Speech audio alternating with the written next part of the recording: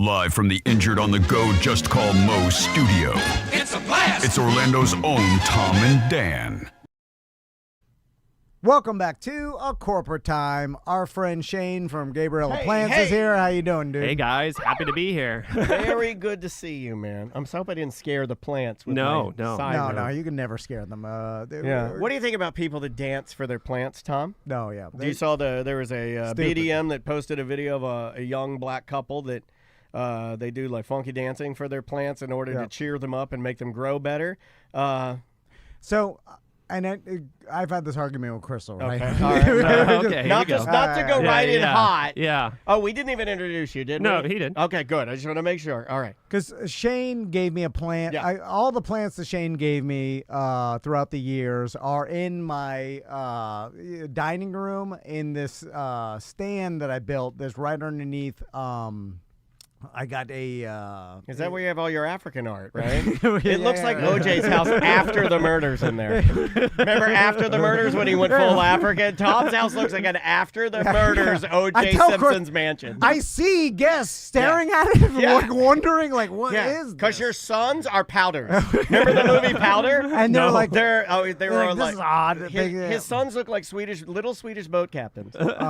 Anyway, so I've got all my indoor plants in this one area. In a perfect stand, the Gold Star Hall of Fame. And then one of them that Shane gave me, it's is some type of philodendron that climbs, and then the leaves will get like 6 feet long. Whoa. You know, because some of the like apothos and like I know Shane brought some other plants. Like when you plant them outside in the wild, they get gigantic, like Amazon-sized leaves, just like a koi fish. Yeah. It's just like they just keep growing. Yeah. And so I was growing this inside my house, and then it started to get sad, and some of the leaves turned yellow, and then I was like, God, I started moving it around, getting more sun. And Crystal tells me like maybe when we went to Sweden and we were gone for 10 days that it got sad because there was no human interaction around. And then I'm like, is that when you put your fist through the drywall and then your family's scared of you? And I'm like, nah, that's not. Why do you have to say that then? Why can't you just let her say that? I guess that's what I would say. Because I don't want her to be ignorant. I don't want her to tell other people this so people think she's ignorant. But you do understand that what you're doing is more me than it is you. You are the king of holding your tongue. You're non-reactionary. Dan Dennis would say, no, not that. You're an idiot. Instead of, why not just let the thought pass freely through you? I can't. Because she says it and nonchalantly, like maybe that is a cause, and then I want to let her know that is not a cause. But wait a second. Your complaint is always that she criticizes your time spent with plants. You should have been like, yes, actually, they need 2 hours of time with humans per day. That's why I'm in the backyard so much. You should leave me alone. Oh, this guy's a genius. You got a super villain over here. This guy's a super villain approach to plants. You really did. He just blew your mind. I can't let it happen. That's what a real plant man does. Yeah. Yeah. You're around plants so much that you got more sinister on plants than Tom could. I have a greenhouse 3 times the square footage of my house in my backyard. Yeah, so. well, I know that. That's a real plant man. Well, yeah, and you don't get any guff for going back there and dancing with your plants. It's work though. See, I get to call it work. But that's your job. See, this is our plants. Yeah, when I'm outside, there's no way to justify the time I'm spending out there. Well, you have the backyard brothers plants. Yeah. Okay. Well, I did sell that one plant that everybody made fun of me this morning. I got it. Is this still available? All the listeners were trolling me. I was mad. I was texting someone like inappropriate pictures in there. Yeah. I was F you to half of them, and then they're like, "Will you take $30?" I'm like, "Sold." Well, you got it. Yeah. Anyway. Yeah. So back to the emotional plants. So then Crystal says it's been scientifically proven that talking to your plants or playing music for your plants will actually help them grow because they have done studies and then had a control set and then plants with music. And I've seen it before online. Right. And then it is proven for what, and this is extra weird to me. I'm like, no, wait, this is true. Is this where this can't be true? Is this where like she comes at you with science, which is your love language, but then you come back with her with like one of those, well, it is true, but the results are so small that you would need to kill me. You would need to have a truckload of dancing and eat it every day. You have the plant. You'd have to have 1 million people dancing for. Okay. Yes, and you can never win the Powerball. All right, go ahead. I want the opposite. I'm so glad you snuck You that wasted in. all your money, people. You wasted all money. Nobody will ever win. If you win, I'll let you kill me. I swear to God. It's impossible. Anyway, so. I want the opposite study of is yelling at your plants in anger slow them down? Like, do they refuse later if you're just yelling at them? I've done the study. It does not. The only thing they care about is food and light and water. Correct. And then the more fertilizer you give them, the better they are. And don't get high and water them 10 times a day. Because that's bad. Because you Get forgot. some funguses. You're or like, did something? I already water this? And then you keep sticking your finger that's in the moist. soil. And then I get a dirty fingertip, and then I'm like, anyway. What do you eat it? Wait, is that what you made the motion like? Wipe it on my pants, but then I get and then you go right to Red Lobster. I get little smudgy pants every time. That's what they call you. Soul There's gotta smudgy be a better way. pants. And then I'm looking at it, and I'm like, God, I can't see with my eyes if it's too dry or wet. Anyway, so Shane, let's Shane, talk. do you have smudgy pants? Well, I was gonna say these All are black. not minted from the greenhouse today, but the algae grows so well in the greenhouse that you get this really nice at the bench level where the plants are at. You get a nice algae coating on your shorts every day. Ding dong algae. How do you keep the funguses off your plants? Because I got a fungus Let's problem. talk about it. There are fungicides. Yeah, but then I'm spraying it. Then I have to buy Correct. more. Okay. Correct. God damn Tom's it. been covered in fungicide for years. He has never had The fun. other thing you can do is simply increase airflow, because funguses are mainly going to thrive in warm, wet environments, which unfortunately is just called outside in Florida in July. Yeah, So the more you can keep when you water, don't water really late at night. Don't water really early in the morning. Water as early in the evening as you can when it's still kind of really crispy at like 4, giving them the maximum opportunity to dry out fully before the sun goes down, because you don't want that water to just sit on the leaves all overnight. That's a great way to introduce fungus. Most late are you fungus is watering? airborne. How late are you watering? Well, okay. Well, you know. You're watering late, aren't you? Uh, Because you got like a couple things in front of plants would be fitness, and then probably pube care. The problem is that I'm no set schedule. I need to have Alexa remind me, and then I've been reminding myself, like, set a reminder and just do it. But Or a fan. Just get the leaves dry, and that'll help out a lot. And then, of course, if it's actually developing and getting into the stem of the plant or anything, that's when you need to use, a fungicide of some kind. It turns out like Crystal was for a while, because we got a tower garden and stuff. She's like, we should grow our own vegetables so we don't have all the insecticides on them. And I'm like, I'll spray insecticide. I'm like, How do you think they grow? Yeah, I'm like, I literally have to, because if I didn't, the insects would eat it all. Like, Because 100%. it's delicious without Yeah. insecticide. I'm like, I'm spraying more insecticides on them than probably Monsanto or whatever the hell. Well, you're farm to table insecticide. Because I'm like, I don't know, they have it down to a science and using the least amount possible because it's expensive. And you're double dosing it to make sure you get rid of the white flies. Yeah, because you cannot not use insecticides. It has to be used because it's impossible not to. Like, you have to spray them with some sort of fungicide, insecticide, all this stuff that people are like villainized over the years. Are like, oh, this stuff is giving you cancer, and it's like, well, do you like food? This is the only way you're gonna eat. Food gives you cancer. Sorry.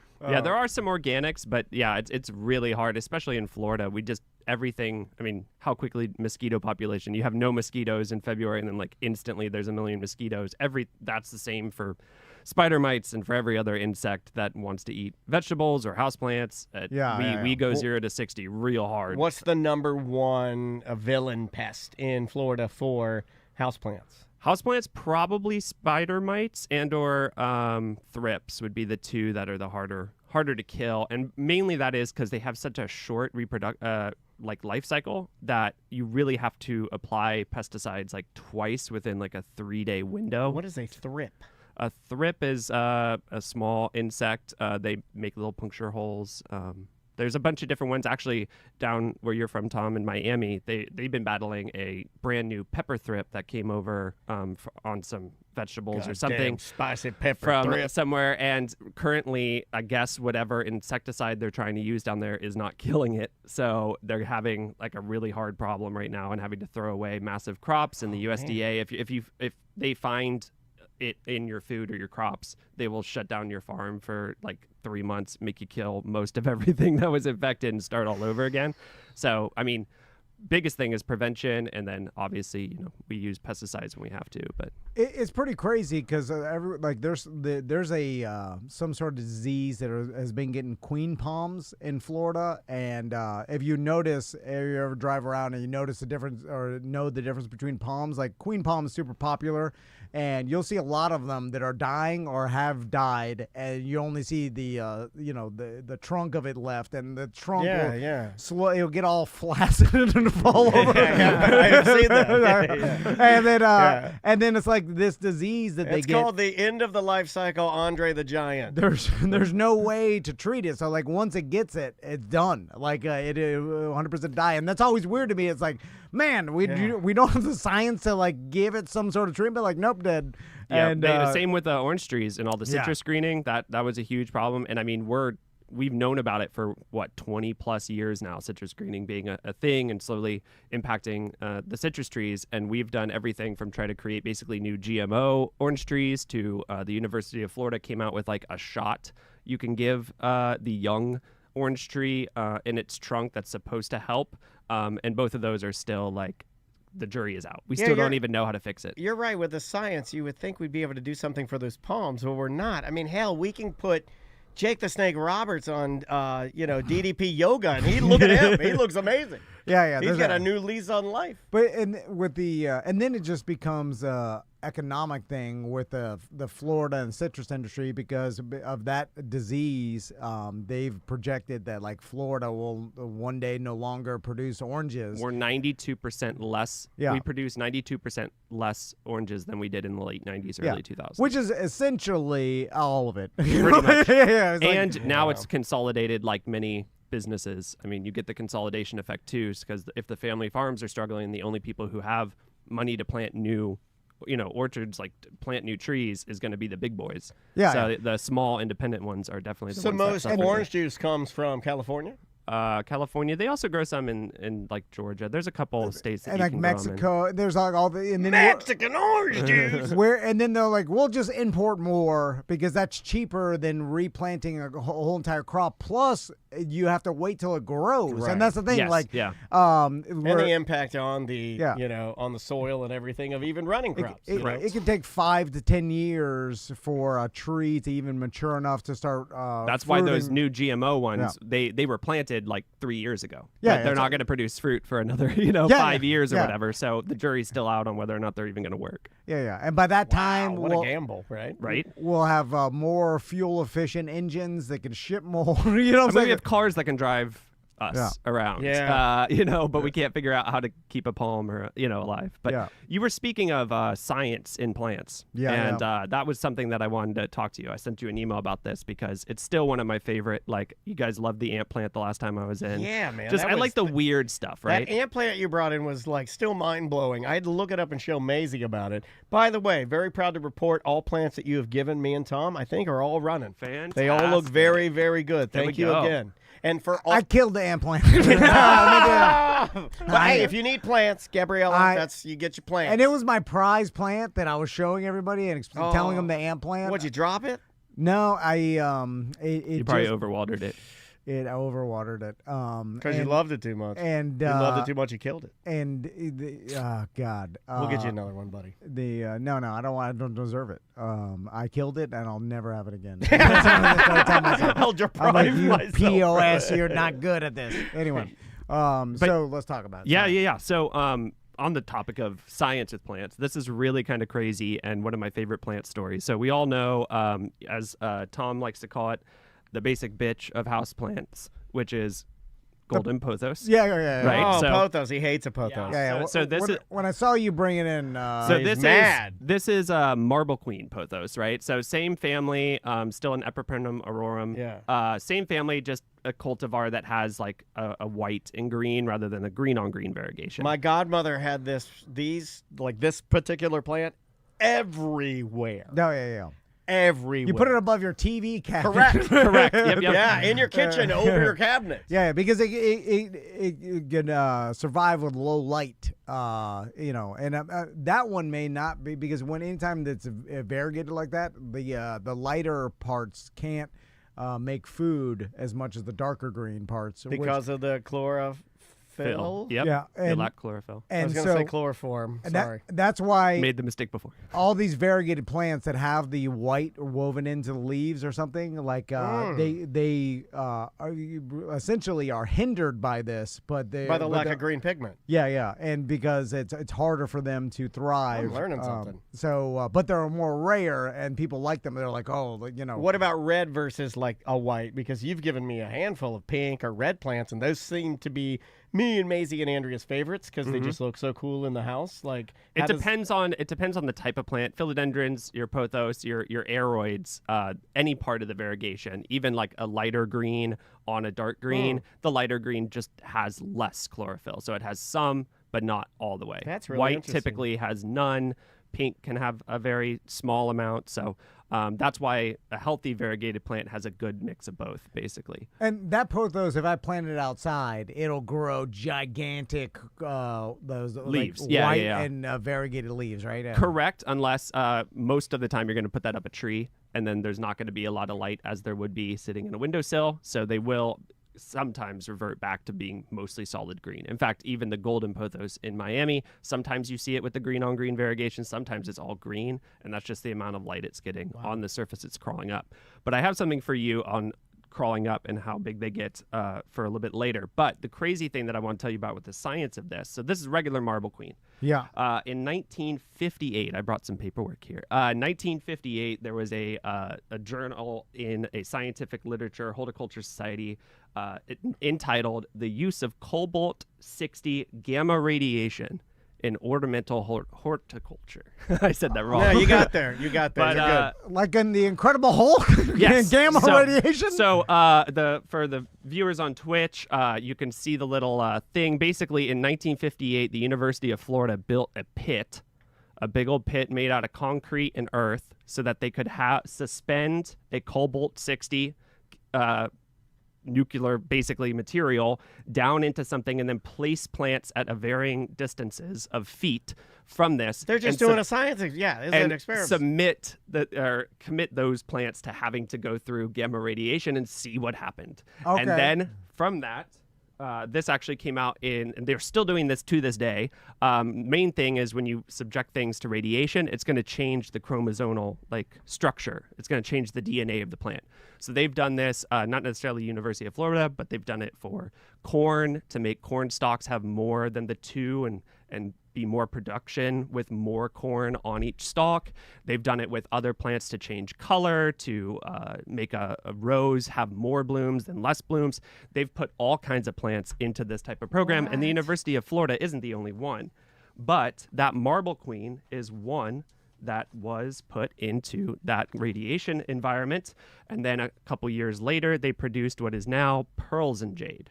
So Really? That's beautiful. That's a result of this is that plant. irradiating plants. And They nuked it. They nuked a marble queen, and they got this. Interesting. You're freaking out the chat room. Everybody wants an Incredible Hulk plant or a radiation plant. Everybody They are wants it. available on the website, Pearls and Jade, on GabriellaPlants.com. Use code Tom and Dan for 15%. Pearls and jade. So when they say that you're genetically modified, Yeah, hold that up, T, so we can get a good shot of it.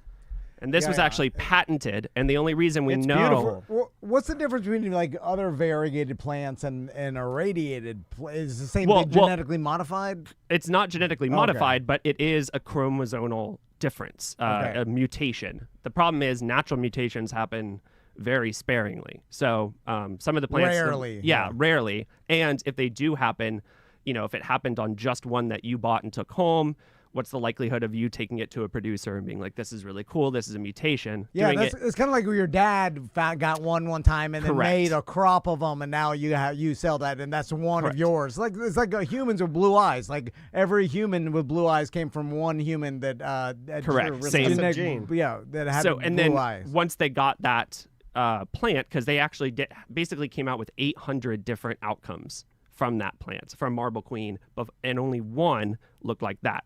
They took that to a producer in Apopka, Florida. They started to make sure that it was going to stay that same smaller leaf, kind of wrinkly, has a little bit more tight. white. It's got yeah, like a it's tighter, shorter kind of inner nodes, Yeah. all that kind of stuff. And then they filed for the patent and were issued a patent. And that's the only reason we know it was from gamma radiation is because in the background of the plant, it reads that UFM was exposed, was a Marble Queen exposed to gamma ray radiation from a cobalt-60 source at the Florida Accelerator Services and Technology Division for the plant industry in Gainesville, Florida. That's so cool, dude. So I wonder if the plant is exposed to radiation, it starts changing the leaf color, and then it went from green to this variegated leaf over the exposure of the radiation, and then it just stuck. That's changed forever. So each new leaf is going to be like this. Then you just propagate it, and then from Correct. that plant, you that's another thing. Let's talk about because I this misconception happens to me a lot. Even with people that know plants, where they'll get a seed and grow a fruiting tree of some sort, and then be like, I'm growing this avocado or mango from this seed from a friend's plant that I really like, and I'm like, well, that tree's not going to be the same mango as the right. you need to propagate Yeah. from the branch. You've always said it won't fruit, or you're just going to grow like a plant. Or, right? there's a very small percentage chance that it is the similar fruit of that plant, because the seeds are all genetically different, because just like human beings, genetic diversity is the best way for a species to thrive. Yep. And so that's why we get away from our families. Back in the day when you get away from your family to start reproducing, because you don't want to mix genetics with your own family. And the default, genetics that you would want to pass down as a parent plant, producing fruit, producing seed, is going to be one that produces the most vigorous growth, the most vigorous leaves, whatever. right. You're not necessarily focused on, is the orange going to be sweet or is it going to be more tart? You're like, I'm just going to produce the best, DNA I can to make it the strongest plant I can. They do this in the marijuana industry. Once they have a strand, that mother plant, they just propagate that mother plant 1,000,000 times, so you get the same exact strand. Yes. And you can't Because it get has the properties they want. you can't just Correct. get the seeds from that plant. That will do nothing for No. you. You have to cut a branch off, root it, and then create a new tree, and then it'll have the same. And oranges are all from grafting. So they start one from seed. They know that, like you said, most likely 9 times out of 10, that's not going to be a very edible fruit. Then they'll chop the top off, take a lower branch of an existing one, put it Pop on it on top, there, and yeah. then graft it onto it to actually make it that tree. I've not successfully grafted anything. Like, I've got a avocado tree growing in my backyard that I had in a pot, and my roots must have gone through, because it's 20 feet tall at this point, and but I know is from a seed, so I'm like, this thing is not going to fruit, or the fruit's going to be bad. But my buddy Fernando's got a really delicious avocado, and I'm going to attempt to graft his tree onto mine so that it produces that same avocado. That would be awesome. Yeah. They do with a cocktail trees. Well, they'll take a lemon or a lime tree and then graft a lime branch, a lemon branch, and then they'll Grapefruit or any other whatever, yeah. citrus onto one tree, and then one tree will produce 3 different fruit. And people are like, "Well, how the hell did you do this?" And it's like, "Oh, it's all grafting." Yeah. And but it's harder to do. I've never successfully done it. Chat room is asking a couple questions for Sure. you. And this is a story I actually saw this morning on local news. It's all over the place, but they're talking about these scientists have now created these rechargeable multicolored glow-in-the-dark succulents by using sort of the same material that are, just regular glow-in-the-dark posters that we've had since, the Is it 60s. painted on? No, this is injected. This Okay. is an injection, and they'll emit like a greenish glow. And then somebody else in the chat room was asking about, I want to make sure I say this particular plant correctly, but he said, What do you know about the firefly petunia, which Yeah. glows in the dark? Yeah, that was cool. We've talked about it once The before. glow in the dark craze. Seems to be very all- popular again. All garbage. Yeah. I like that. Yes, get them. Yeah, that was a specific bred one. There's not a whole lot of details. Actually, I wanted to look up the Firefly patent because it is patented, but because it was patented in I think it's Denmark or somewhere over in Europe, I couldn't find like the patent. Like the pearls and jade, what I referenced earlier, like you can just Google pearls and jade patent, and since it's from the United States, you can find it on like patent.us.gov whatever website. But we don't really know very much. We do assume that it was bred in some way, especially because it's impacting the foliage and the flowers. So it's got to be somewhere deeper in the DNA than just injecting it. Obviously, Right. It is a chromosomal change of some kind. I sure wish we had CRISPR plants. I mean, that's what they're working on. It's just very rare to come to houseplants. We've had stuff like CRISPR to make chemotherapies and stuff that are specific to your DNA. But obviously the price tag of doing that, no one's actually going out there and wasting that machine and that, scientific time to work on a houseplant yet. But I think as the technology gets cheaper, it'll be not only easier to create things like that, or if you want one that's shorter or longer, you could probably flip a lot of different DNA switches in those things with a technology like CRISPR. But the big thing, once we get there, we can actually start looking at the ones like Firefly, how they were actually done, because you can kind of reverse engineer a lot of it once you can do the DNA analysis. That's crazy. So, you got any other plants? I Yeah. see another one over there. I got one more that I wanted to share with you, and then I brought one as a personal gift because I know otherwise I don't get invited back by Tom. Yeah. That is the that is a the price. Bribery works. Yeah, hold on. Let me put the camera on Tom. Bribery does work. If you have any gifts or if you want to be a guest on the show, just bring us a gift that's worth some money. We'll put you on the show. Here in the United States, we do not implement bribery enough, and our society is flawed because of in that. Tom and Dan's studio, it's Mexico in here. We're bribery crazy. We'll do anything. Bribe your teachers, bribe everybody around you. Your life will be better. You're wasting money on other stuff that doesn't matter. Bribery will actually move the needle. Bribe your garbage men. Yeah.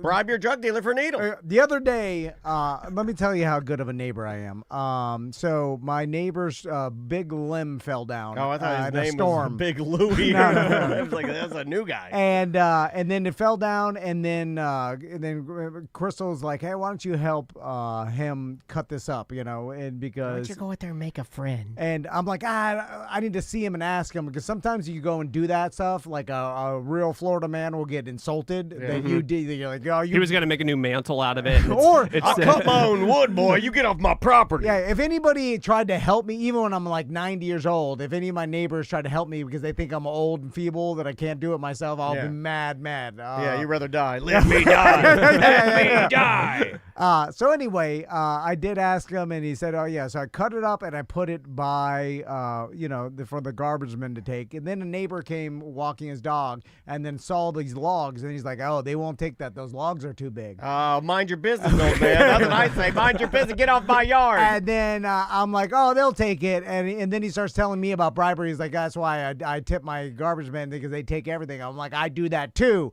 But you don't do that. No, I do that. I did it last time. I missed a couple years. You have never given them Christmas gifts, I thought. No. I the last year I stood out and waited for them. I gave them each 20s, and then I gave them another 20s? 20. What are you, some old grandpa? Give them a cup of candy? You got to give them beer, money. You No, gotta give they them don't want snacks. beer. They do want beer. No, that's old. They they want want money. beer and they money. They don't want snacks. They would just want cash. No, we give cold them hard everything. cash. Gatorade. And then they don't want Gatorade. They want cash. Anyway, they took the logs. I was right. And the bribery works. They'll take anything. Anyway. Except for motorcycle batteries. Because Ooh. I've bribed them and they will not take this. I think that's the truck, though. The truck beeps. Yeah. It's like, there's a battery in here. They're like, nothing we can do. So what do we got here? Okay, so this is one other one. I just, we like weird plants, especially at Gabriella Plants. This is a Hoya spartioides, is the name of it. Hoy, get a Hoya? hoy, sporty-oity. Right? Is that what it is? Yeah. A hoity, sporty-oity?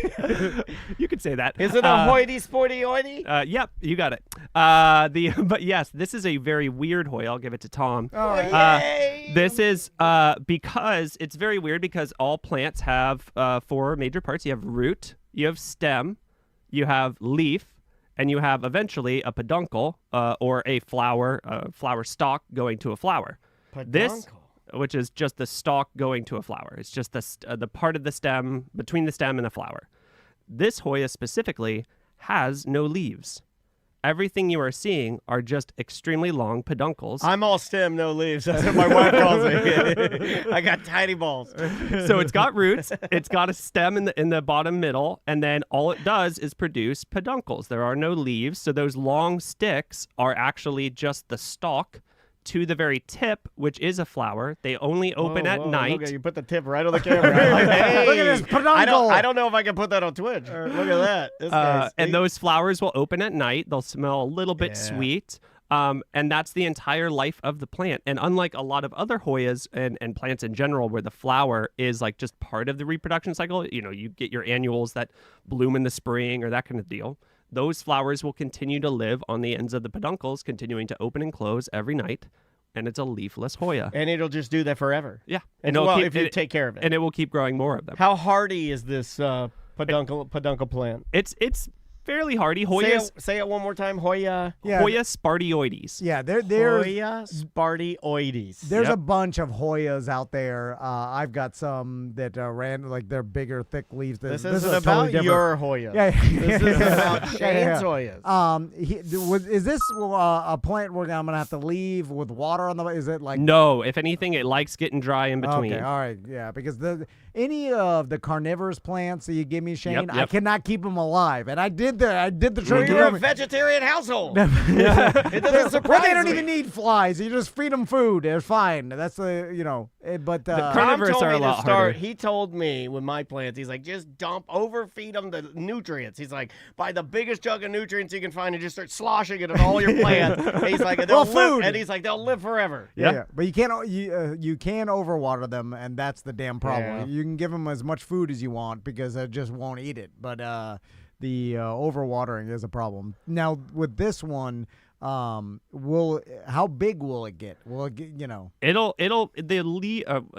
almost made a mistake. They're not leaves, they're peduncles. The peduncles will get longer, and the stem in the center will continue to grow. So it will get, quote, bigger, but it's about going to be that size, just with more of it. Just imagine 2 or 3 of those stacked on top of each other. That's what its growth habit will do.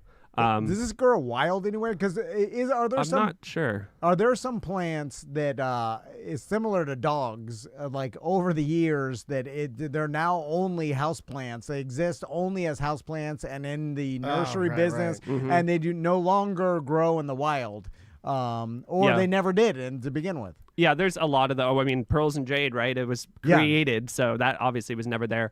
They are native to Borneo, I think, so I would think they're native to somewhere. I don't know exactly what growing conditions they would have there, though. But Hoyas are just a really wild species.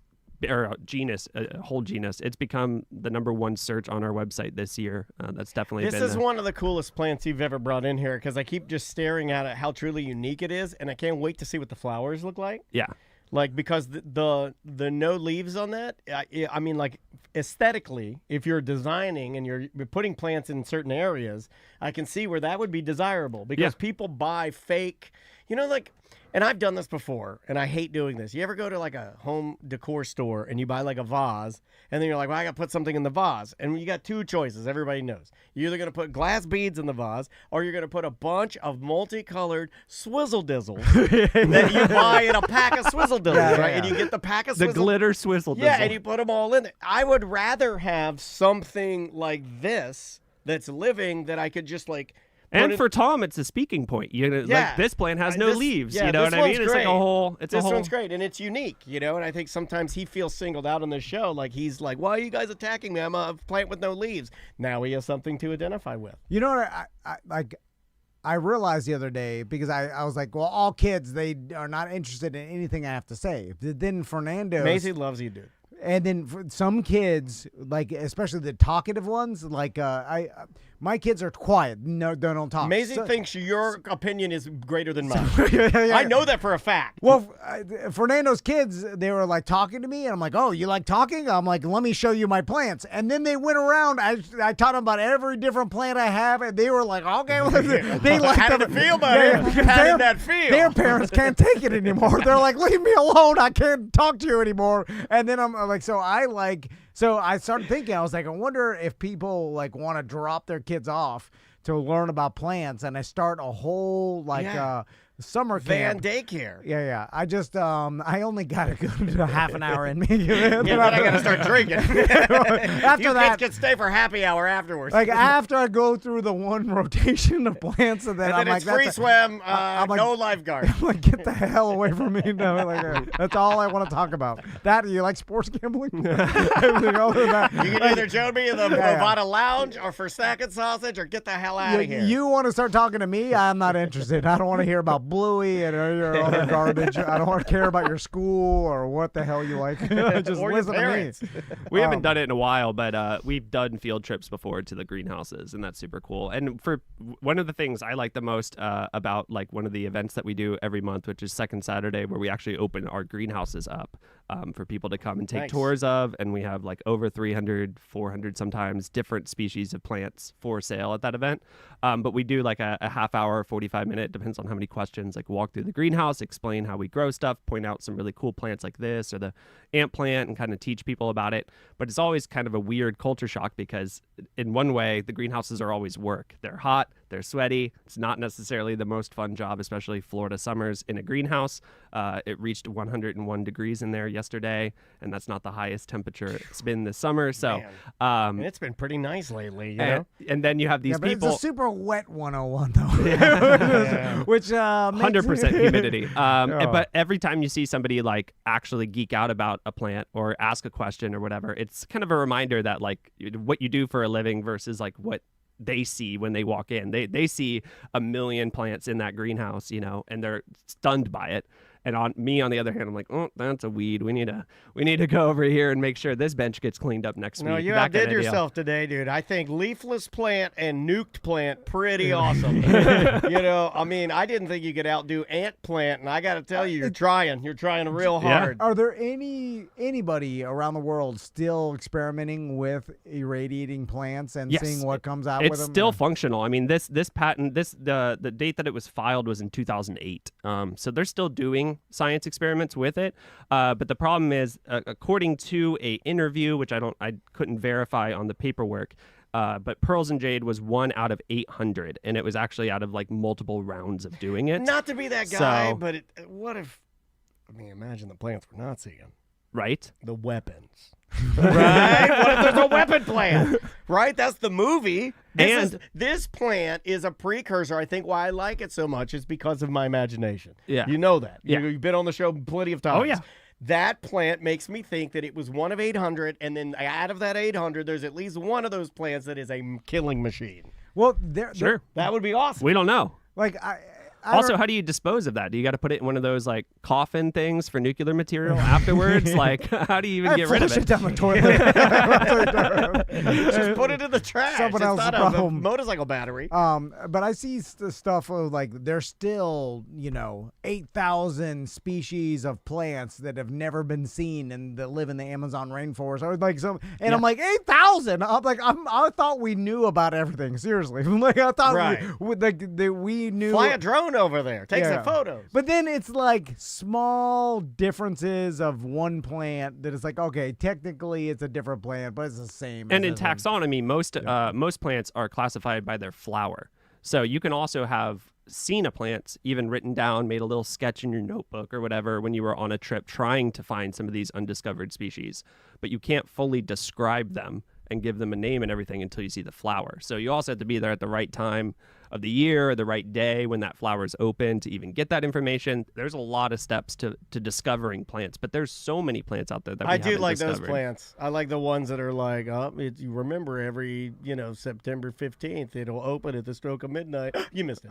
Yeah. Those are the ones I love. Those. You went to the bathroom. Oh, it closed. It closed already. Let's talk about this because I was very excited. This plant related. I haven't talked about it yet, but my flamethrower palm grew one red frond. There we go. And I've been watching it for months, and I've been That's looking real at applause, it. folks. And then I'm That's like, real applause. is it gonna happen? And then one morning, Why'd you doubt it? I thought you were confident. well, because sometimes if they get stressed or somebody, and then sometimes you'll buy a dud, and I was like, and then like it's not really a flamethrower; it's some other species that doesn't have the red. You don't know until the new frond comes You out. just said that the flowers, Yeah, right? yeah. Like you gotta let it do its thing. And so I'm drinking my coffee, and every morning I sit at my window and I look out at all my plants and drink my That's coffee. cool, man. And then I'm like, oh, there we go. I can't even make fun of that. I That's almost, cool. I Can't almost make fun of that. smashed my coffee cup in a wrap. I'm like, oh, and it came a beautiful red. Yeah. And then I woke up my whole family. I made them come out. Oh, I bet they love that. I think it's cool. Like, he sent me the message. I actually commented on it. Yeah, I do think it's cool. I know he doesn't believe me, but I'm just going to keep saying it until he does believe me. I saw my mother-in-law walking. I'm like, hey, go get in here. Go look at this. And then I was looking at it, and then I looked it up, and I was like, for 1 week only. And I'm like, oh, man. Oh, I was going to wow. put a light on it at night or whatever. Oh, you're like an American flag. And You stand out there saluting it. You're out there. and then I'm not gonna miss a moment. Unknown soldier, too, with the unknown soldier. like literally a day and a half, it starts turning green again. I'm like, no, you're supposed to give me a week. yeah. And then it's green already and it's gone. And now like and there's another month and a half. Florida rule. after Florida rule, just like a donkey, you can spray paint it red. Okay, I thought about that. Because it did it. Yeah. It still counts. It did it. When I was in Tijuana, Mexico, they spray painted donkeys like zebras, and I 100%. And they were on every. Take a photo with it. I don't know if they do that. This is like in 2000. Are you crazy? I'm doing that this year for Black College Reunion. I'm gonna do. We should do that. Everything that comes to Orlando, you and I, in a painted donkey out by the Camping World, getting people to take photos with it. And it was just the same as a regular zebra. I saw it. Where are those City of Orlando pigeons? Like, what can we do with those? Oh, they're in our warehouse. We could get them. I know the guy. Yeah. We should get them and put one right in front of us. Right from the street, blocking the road. This one struck. Tase it. Shane, thank you for coming by. Thanks for having me. Again, Great. Those are awesome, man. The nuke plant is, I think, my favorite. That's incredible. Again, GabriellaPlants.com. They'll ship them to your house anywhere in the country. I think we sold a nuclear plant only because she collects. She's in her chat room. She collects the glass that lights up, the uranium glass. Yeah. Like so. Oh, that'd be cool. Kind of goes hand in Yeah. hand, right? If you collect like the green uranium glass, you got to get a nuke plant. I think that you got to goes hand in hand. Just order a plant online. Makes a great gift. And also, we'll be at the Bad at Business Yes, Beer yes, Fest. yes. We're going to be giving away plants, so come by the booth. We're going to have some overgrown stuff that we would love to share with you guys, because if we can give it out, better than throwing it away before we go into winter planting all the spring crops. Awesome. So it's going to be perfect for that. And come see us at Second Saturday at the greenhouses over in Oviedo, Florida. If you're local, you can find the Facebook event at GP for Gabriella Plants, gpsecondsaturday.com. Oh, awesome. Yeah, and then we'll be giving out our gift bags at the beer fest. You can, slide your plant in there. Bring a little something to tuck it in there if you end up getting to the booth early to get a plant. Oh, we do a festival, free beer, free plants. Free gift bags to the first 500 people. It's through literally the there's a great band. There's a DJ. It's all Tom ever wanted to do. I don't know if he ever wanted to do it. And it's still not that popular. Like it's still I still bring some sample cups home every year, Yeah. and I'm like, why aren't we giving that? Like, why isn't there a never-ending line? I don't think people believe it. Anyway, all right. They will this year. We will see you tomorrow. Welcome to A Corporate Time with Tom and Dan. I'm Tom. I am Dan. We are live on Twitch and YouTube. Come hang out and just search for @Tom and Dan Live. Replays of every single show we record Monday through Friday, and we would love for you to come hang out in the chat room. from the Orlando Talk Show with Ross McCoy. Ross McCoy's here. Hey, what's up, guys? That's the best one you've ever done. All right, That was I'm really gonna get good. better at that. That was One really day I'll good. get better. You got applause 10 from years Crespo. later. You got applause from him. And also Chris Crespo from Cinema Crespedisos. Hey, how's it going? Let's kick his theme song. And then you hit Crespo with the He Emma. watches all the movies, so you don't have to go. It's movies with our friend Chris Crespo. All right. That was pretty good. I always love the ending. Did you fade it out? I feel like it should have gone longer. Didn't it go longer before? No, it always. It's a quick one. It always ends with Elvis dying on the toilet. Yeah. How I hope to go one day, you know? All right, Chris. Classy. What we're moving towards the end of the year. I don't know if are we still in the same movie schedule as far as like they put out a bunch of movies at the end of the year that could make the Oscars? Yeah, for this roughly. year, Yeah, like absolutely. That usually starts around October. Okay. Like first weekend of October is considered maybe the kickoff. Like the earliest you can generally put out a movie and still get like Oscar contention. Like right around the Mo Comedy Jam, October 2nd, perfect. something like that. Yeah. Exact Right, timing okay. of that. All right. Perfect. That's really good. Like Argo came out first week of October, I remember, and that ended up winning Best Picture that year. Well, that was like 10 years ago. You know, I already, hate that but- movie, Argo. Do you? Cornstarch. That's all I think about.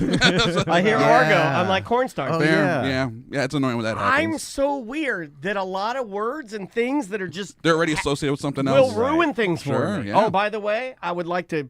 I have to say this right up front. Cabin Boy, our good friend Matt. What's up, He Matt? messaged me yesterday and said that he too turned off the movie Friendship. Wow. And it made me feel better. He's like, I can't get through this. And I I almost watched it this I weekend. wanted to And jump he through the judged phone. Gabe Toberfest. Yeah, I know. Exactly. Thank you, Stop Ross. mentioning Yeah. it. He's got a MC family. He MC'd it, actually. A child now.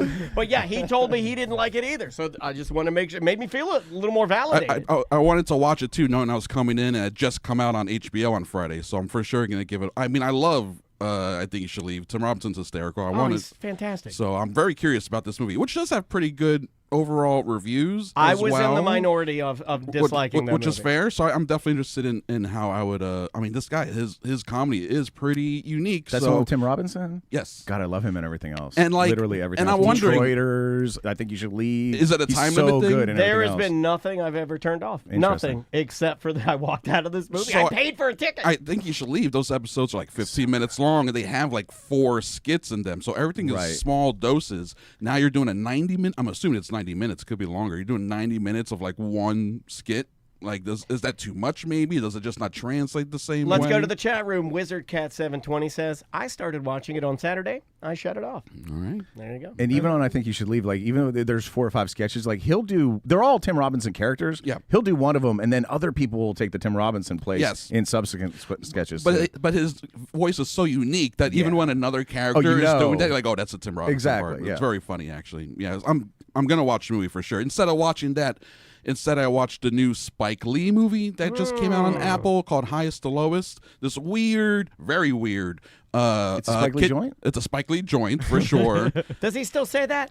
100%. As a matter of Good fact, branding, dude. he did a remake of the movie Old Boy, and the producers took away the movie from him in the edit. They wouldn't let him do all the things he wanted, so he wouldn't let them call it a Spike Lee joint. That's the only movie that says a Spike Lee film. Because like that's not my movie.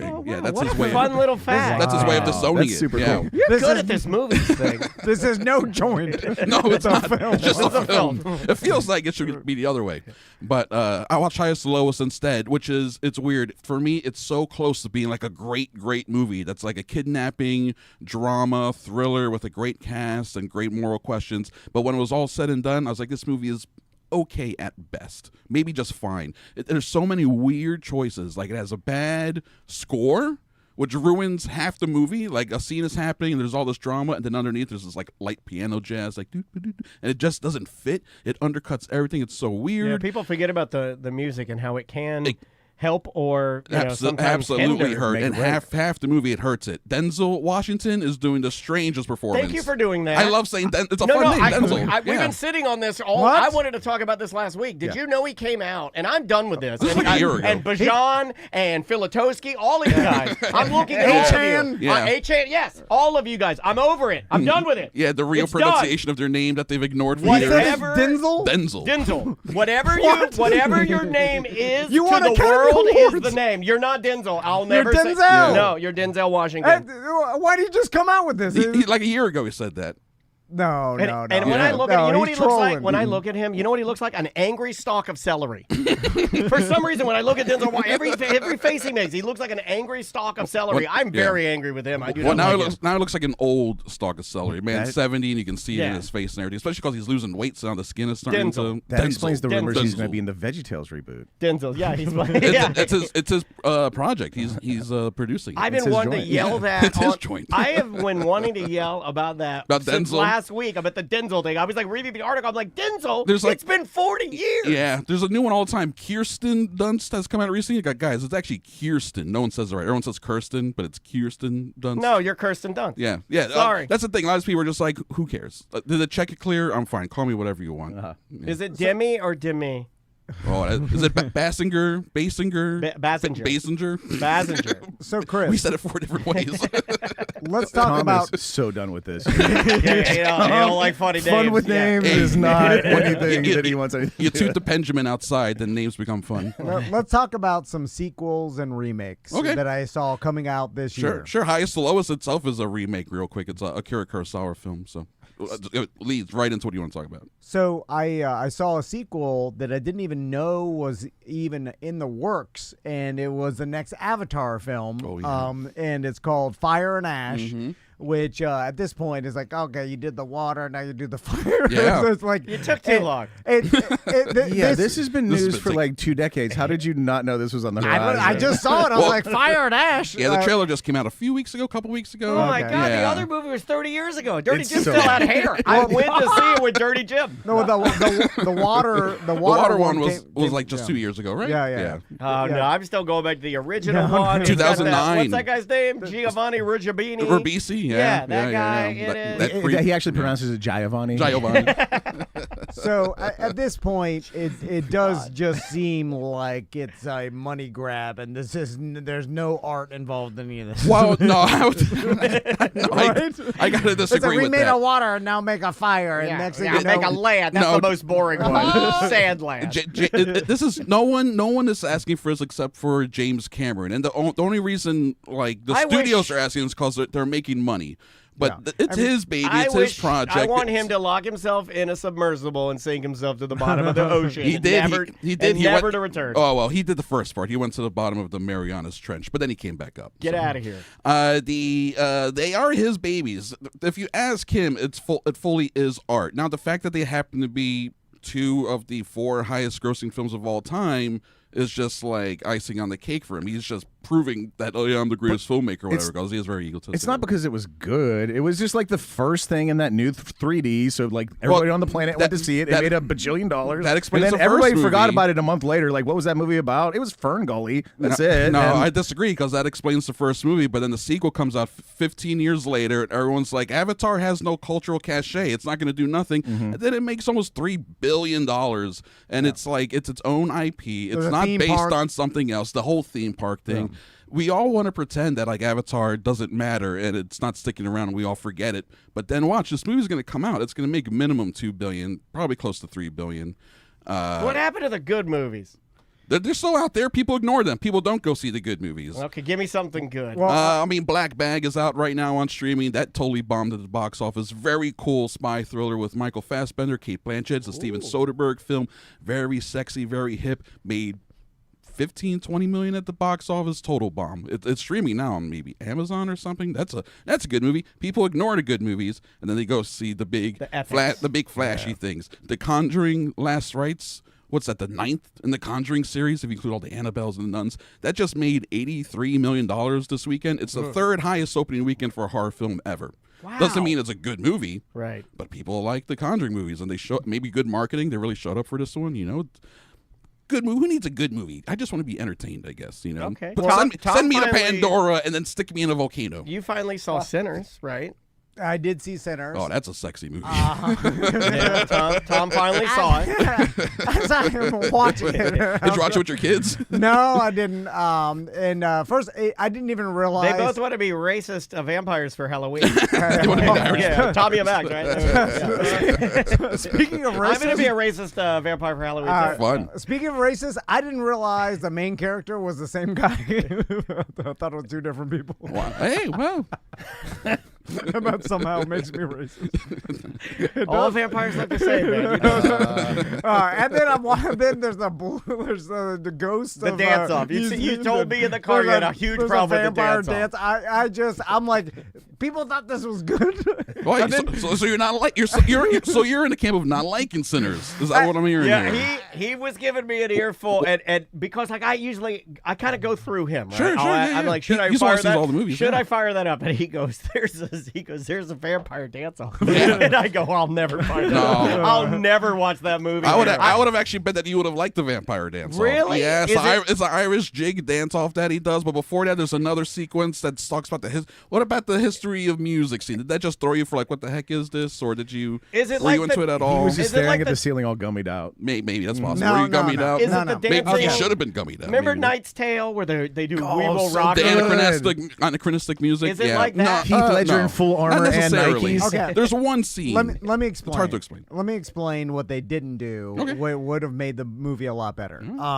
So the other vampire movie that I liked a lot was with George Clooney back in the day. What the hell is Oh, it? Dusk Till Dawn. Dusk Till Oh, Dawn. that's a fun movie. That's a So- horny vampire movie. Yeah, it is. Yeah. yeah, okay. Yeah, this guy Yeah. loves his vampires with big Yeah, yeah. Latin. Selma Hayek. Hell yeah. God, Hell yeah. almighty Selma Hayek. Yeah, yeah, great but, movie. But also, Who wouldn't want to be trapped inside that place? Danny right? Trejo, Oh my God, and- kill me good. Yeah. and then, but also, it's the classic. All right, they're the vampires versus the humans. The humans have to get a bunch of weapons and then fight the vampires. And some of those humans And you're gonna care about them, and they're gonna become vampires fighting for the other team. And, That's part of and it. a battle. And then part of that cliche of the movie is you go, you get the weapons ready, you come up with a plan. Montage scene. There's a element of Home Alone in there where there's some booby traps, and then you keep regressing back to other rooms, and as you're fighting the vampires, and then there's like the whole thing is get ready for the fight.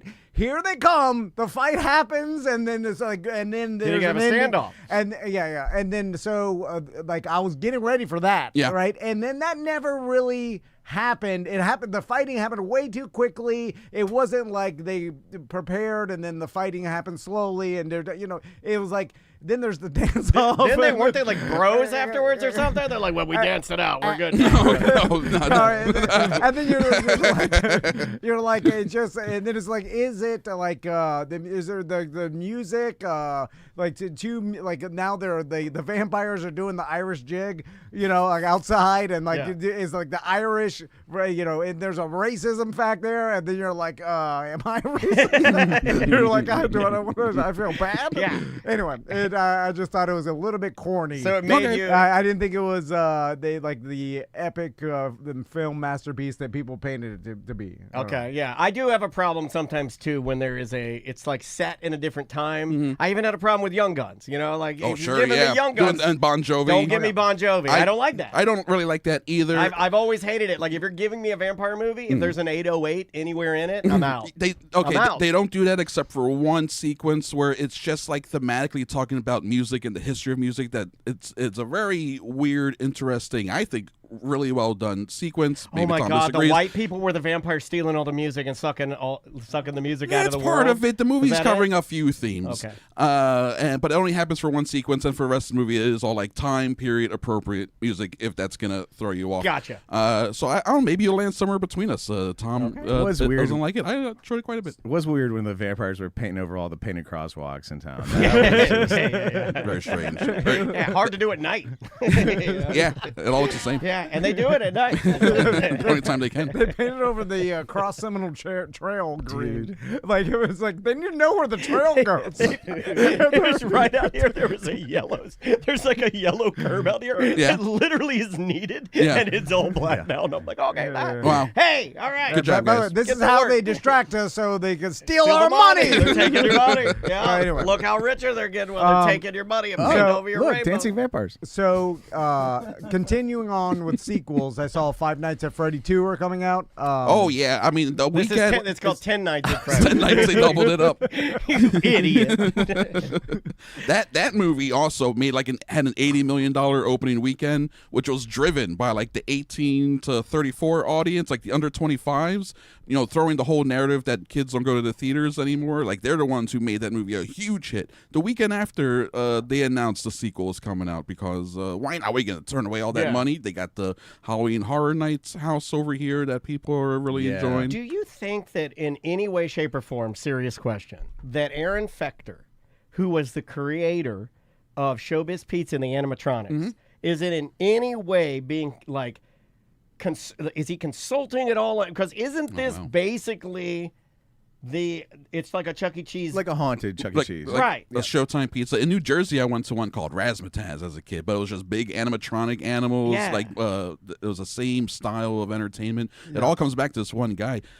I mean, do you need to do all they need are the animatronics, and it's already been ripped off by all these other businesses. Yeah, but it would be cool though. It would be if cool. you wanted to weave some nostalgia into it for guys like me. To get the original. You put a dude. real Chucky in there, or you put a Billy Bob from Showbiz, like making a cameo. Yeah. I don't know. You might get me out there. But, I'm just throwing it out there. But then you're paying an extra $1 million for the copyright to have Charles Entertainment Cheese in your movie. Be that much. Chuck E. Cheese has got to go for a very little money. They're still, the kids are still going to them, man. They're still open. They you know? pivoted, and now it's mostly just pizza and video games. Yeah, none of the kids are like, I want to go watch the big dumb mouse robot sing. They just want to play the flaming finger or whatever. Yeah. Well, it gets the butts in the doors, I guess, you know. Have you guys been to a Chuck E. Cheese recently? It's real bad. All right, moving on. I haven't been in a minute, but it is. Last time I went, it was pretty bad. Most places with plastic pitchers of beer are pretty good. I disagree. I see you met my attorney. Let's talk about a remake that I saw that's coming out that I was super excited about, and then I watched the trailer and I was like, oh no, they ruined it. Then I saw an actor in it That's that I not got why you excited yelled. You again. yelled, oh, wait, whoa. So, I heard you. Paint over it. I'm joking.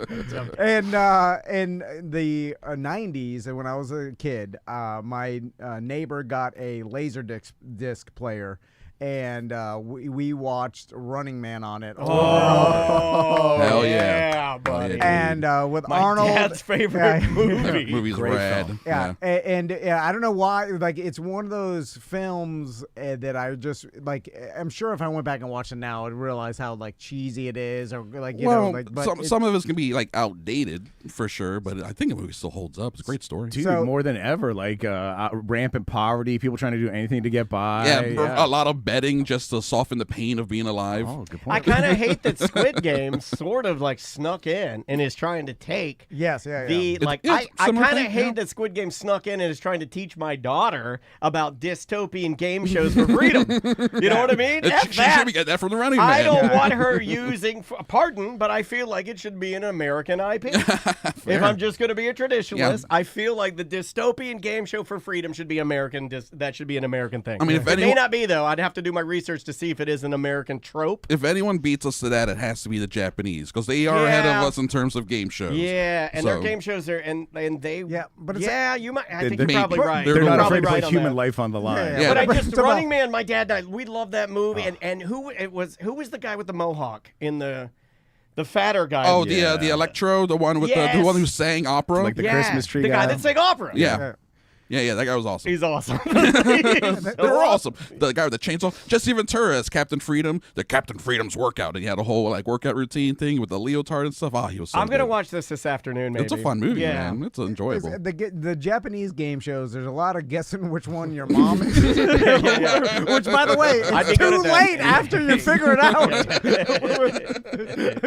That's a weird ride home. Yeah, that's terrible. Anyway, so they're Yeah, they're coming out remaking with a Running Man remake. Yeah. And so I started watching it. I wasn't too happy with the casting of the main character. Glenn Powell. Yeah, you know. yeah. I was just like, Do ah. Arnold again. Arnold should make some sort would of love it. cameo. I in thought there. he did in that, didn't he? I don't Wasn't know. he on one of the billboards? Oh, was he? I didn't notice. I thought they did something where they put They him probably in. That would be wouldn't fun. ruin it in That'd the be fun. trailer, but when I saw and I believe it's the actual host of Running Man is Mr. Milchek from Severance, I think. No, no. It's he did it again. He did the Sinners. He pulled the Sinners, dude. Did you pull a He pulled the Sinners. Hey, look, Quick, put your cowboy hat on and yell at me headed home. I knew I should have looked that up. I think you're talking about Coleman Domingo. He's in the movie. Coleman Domingo. Coleman Oh, Domingo. Oh, I That's thought supposed it was to. him. So now I'm back to not liking it because I thought it was Mr. Milchek, and I like Mr. Milchek a lot. He like is him. great. He's awesome in the Mission Impossible movie. But I think the movie does look fun. Have you seen the? Is it more because do you know it's based on a Stephen King novella Okay. where he was writing under pseudonym Richard Bachman back in the day, and the original like written story is more like you know how Arnold Schwarzenegger goes down into the underground and it's like a set place to do that. Yeah. In the Running Man story that he wrote, the Running Man just gets turned loose in the world.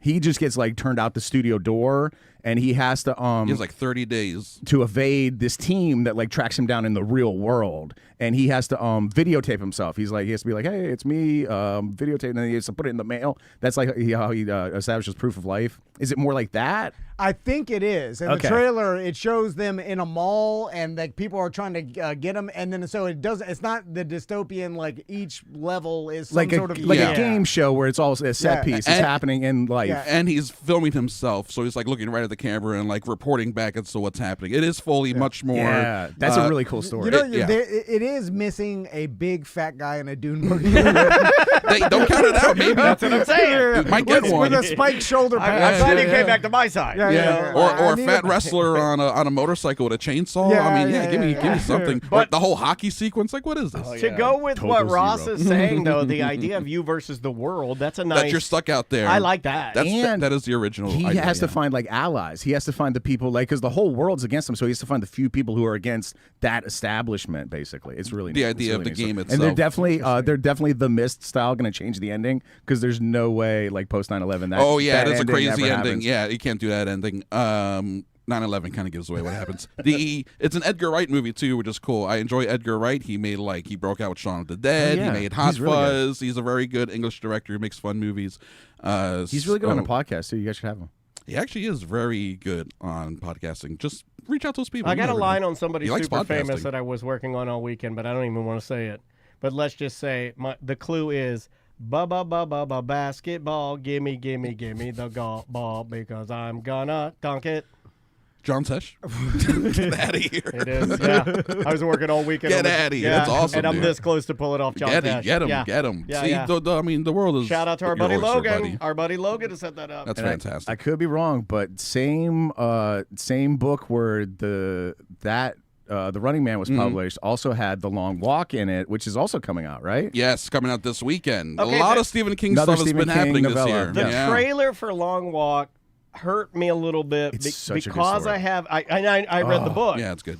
But because I know the story, I was like, oh, I'll watch this and see how it goes. But I Yeah. think because I have kids thinking like of something like this, I don't know. Like, and being a sensitive person, when I watched it, it's tough. It's a tough watch. It's good. And Stephen King said recently part of his condition for letting this movie be made was that he told the filmmakers, you have to show teenagers dying. That's the point of the story. You can't chicken out. You can't make it a PG-13. They didn't. Don't pull the camera away. And sure enough, this is Yeah. an R-rated movie. It is. It's the literally most- teens getting like shot in the head. Yeah, and the stuff. trailer's rough. Yeah. It's the most brutal Stephen King thing ever written. And I know like he has clowns eating people and stuff, but this is so gritty and Yeah. real and like there's no supernatural. It's just kids walking until they're murdered. It's so brutal. And it's similar to Running Man, where it's like it's a competition. It's for a goal at the end. It's for a prize. Dystopian future. The country knows about it. It's like an annual Then the thing. teen gets anything they want. That's the premise, right? Like, Yeah, I think so. they yeah, get one wish, basically. Yeah, pretty much. it's weird because you in real life you get that when you get cancer. You don't have to you don't have to walk like a very Yeah, you got cancer. You ask for John Cena to show up. He shows up. It's a terrible thing to say. I'm so soft now that I see like teens. I associate them with kids, and then I'm like, I can't watch kids be tortured or I feel whatever. that, yeah. But then again, I remember like my grandfather was 17 when he fought in World War II.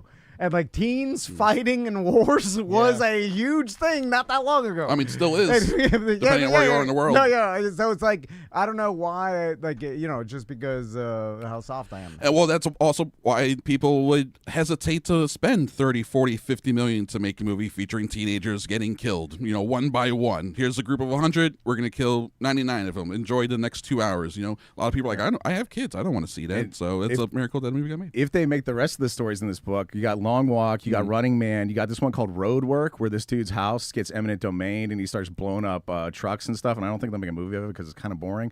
But the fourth story in that collection is one where a kid takes over a classroom and starts murdering. So that's they're not doing that hard one. note on that one, probably. Crazy. So this is not really a sequel, but this is the second half of Wicked. Wicked for Good is coming out in November. I imagine that it's going to be bigger maybe than the first one because the first one did a lot of good marketing and then people a lot of setup too. Yeah, and then and because it was a good movie, I feel like there's going to be a lot more people excited for this second one. For sure. The first one did it make $1 billion? First one made a disgusting amount of money. Second one is going to do probably the same, if not more. They're going to keep making them. This is going to finish whatever this story is, but there's the guy who wrote that wrote other books apparently, and they're just going to keep making Wicked movies until the well runs dry. Other stories within the Wicked universe? Yes, involving these characters, like all pre-Wizard of Oz, I suppose. Oh, wow. And I think that's part of the reason why the first movie is called Wicked Part 1. And then the second one was supposed to be called Part 2, and they dropped that and changed it to Wicked for Good. I think that's so they can then just slap on different subtitles Wicked, and not be there's like going to be more. Exactly. Yeah. That's what they should have just called it that. Wicked : more. More. Yeah, of it. But yeah, it's gonna make a ton. I'm gonna go see it because my girlfriend Marissa loves it. She took me to the first one. enjoyed it. I didn't hate it. I was like, I'm not a big musical fan. I was like, it's pretty cool. I like the set designs. Jeff Goldblum's fun. So we'll see what's up with the second one. And it's supposed to get pretty dark too. So after your recent medical procedure, weren't you diagnosed with wicked colon? Yeah, I did. It's all green in there. All green. I saw a horror movie that's coming out called Keeper. Have you seen that one? no, I don't think so. There's when I was watching the trailer, it's this is the cabin in the woods, the two couples together. One she doesn't know that it's framing it like the actual her boyfriend or husband is this crazy person, but she thinks she knows him, and she's like, it's weird because I'm watching this and she's like talking to herself. She's like, do I even know this guy?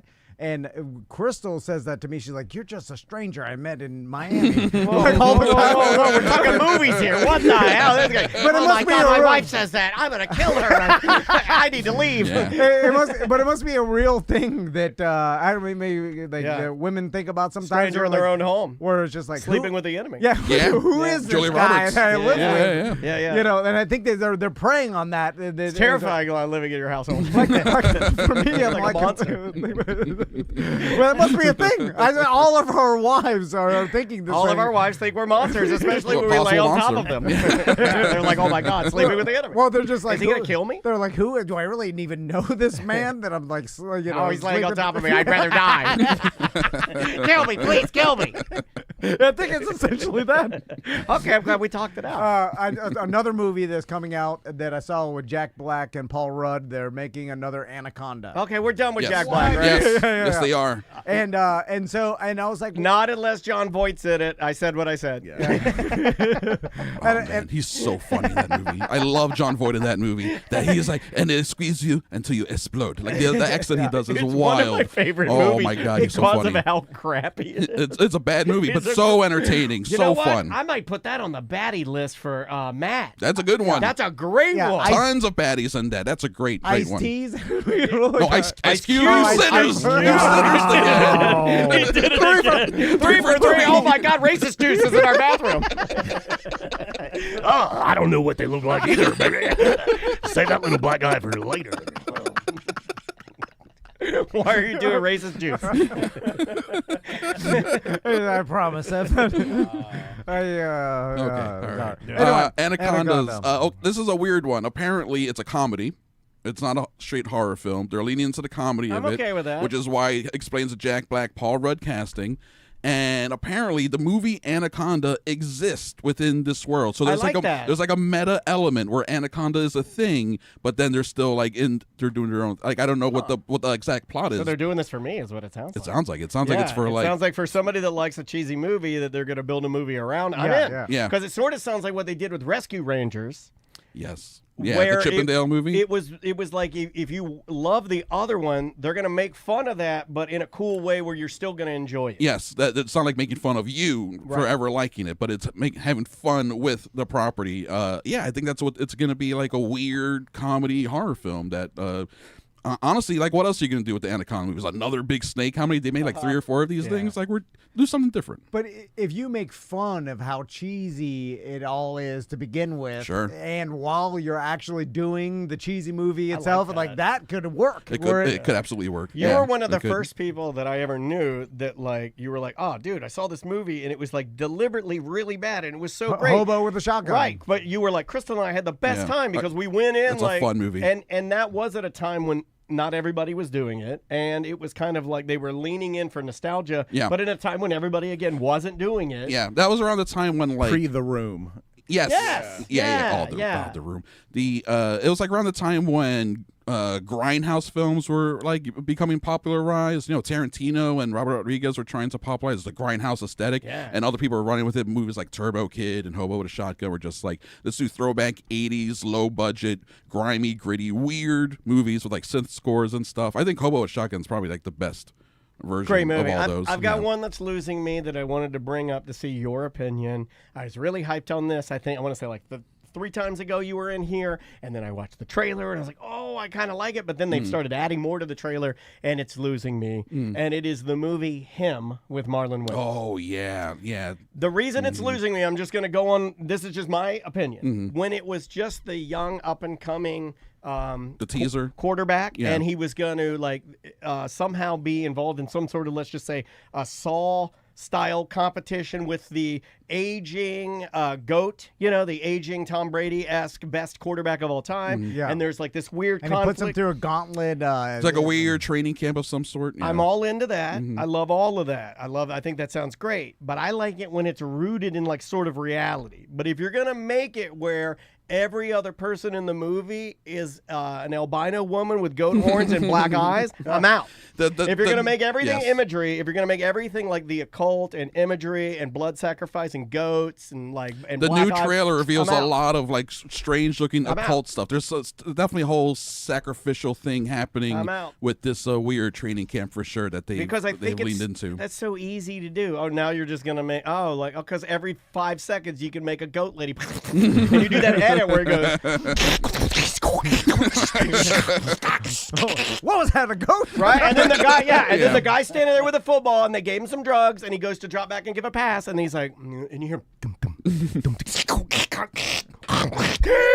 and then it's like the devil, and then I'm like, okay, well, this is just a cop-out. I'm out. You're just going to make it the devil, then I'm out. Hit him in the face over and over with the jugs machine. He loves it. So like, all right. First, I don't think it would explode your face. Like, it's still a football. I think you're putting like, hard footballs in there. I think it's like too much damage is being done. It's still a football anyway. Why is he laughing? And you said there was Marlon Wayans in that? Yeah. Tom told me it was Idris Elba earlier. He told me it was Gary Coleman. You know what screws it up for me too? Marlon's when been the guys in here. are both black. We'll be right back. Hold on. Give me that. is that he's been in here so much that it's hard for me to like appreciate the character because you've talked to him like a normal human being on that great Yes, couch there and yeah. sat with him for like an hour eating yeah, food. it's like Yeah. it's not like he's our friend or anything, but it is. He's very nice to us. We've been here so many times. I've talked to him so many times that it's hard for me to detach knowing him and then having him play this But character. you can And I say was like, this. You can I say don't he know. reaches out to us privately to come on the show. That's true. That's cool. He's not our friend, but you have a rapport with Well, him. we've talked to him. Let's say a combined 12 times? 6-7 hours straight, and we've had a lot of conversation with him. So then I bet that's hard for actors, friends, and family to ever see a movie they're in because it's a bit like being typecast and it's like seeing Jim from The Office or Krasinski or whatever in other movies. I'm like, it's Jim. Yeah. You know, you're typecasting that person because you know him, you know who he really is, and then you can't, you know. You can't totally buy into In the it because character, you're yeah. constantly reminded that the person I'm looking at, I saw at last Thanksgiving, you know? Yeah. We smoked a joint together outside. He's my buddy, and I have to believe he's this amazing quarterback who leads Psycho. a psycho With a devil. underground cult sacrificial. I don't like that. I like yours better than mine. I don't like the cutscenes. I don't like any of that. And when did that become the thing that delineates Satan within TV and movie world? Why is it the jump cut to the goat? And she's also a succubus sexy goat woman. It's always like an attractive goat woman where you have to kind of decide, oh, well, I'm going to lay with her or not. Yeah, no, The ultimate temptation. Well, Yeah. this is America. That's I mean, yeah. if you ask if me, I have sex with someone, then I'm going to hell. man, if I'm in any of these scenarios and there's some sexy goat woman with black eyes, I'm sleeping with them every time, 100% of the time. That's called the Conan the Barbarian. Yeah, like, horn me. I don't know why I said that. okay, that's all right. You're in a safe space. No What- judging. you're here. all right. You're cool. Any other movies that you've seen or is coming out that you're excited about?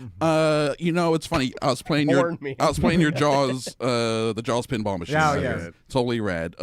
Last weekend they released the 50th anniversary re-release of Jaws. Yeah. They did a 4K restoration, and they released in like IMAX and all sorts of different formats. So I went and You know saw what's crazy? it in Tom thought 3D. that was Free Willy. Mix them up. They're all the same. Fish.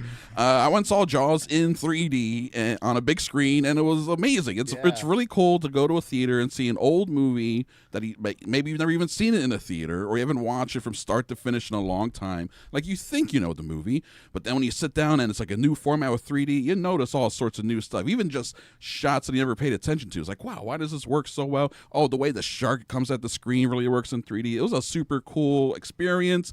A decent crowd, even like a family showed up with their kids, so obviously they probably hadn't seen it before at all, so it was like people were seeing it for the first time, which is very cool. It's I a was fun pretty scared of that experience. movie. It made me scared of sharks Yeah. when I was like 5 or 6 or whatever. I was pretty scared of that movie. Yeah, it worked. Could they remake Jaws? They could. They can remake anything. Yeah, but Will it be- successfully. Will it be good? I don't know.